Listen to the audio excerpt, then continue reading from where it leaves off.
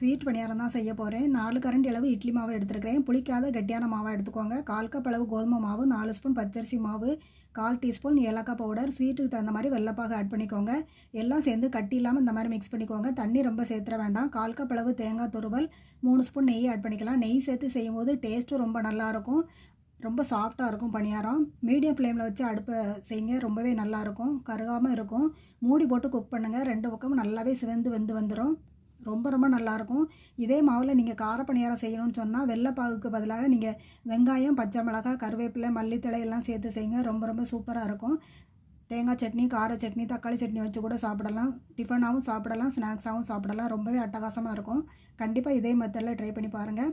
Sweet பணியாரமாக வேணால் கோதுமை மாவு, ரவை, பச்சரிசி மாவு மட்டும் சேர்த்து கூட நீங்கள் செய்யலாம். கண்டிப்பாக ட்ரை பண்ணி பாருங்கள் இதே மெத்தடில். வீடியோ பிடிச்சிருந்தா லைக் பண்ணி சப்ஸ்கிரைப் பண்ணுங்கள். தேங்க்ஸ் ஃபார் வாட்சிங். Bye friends.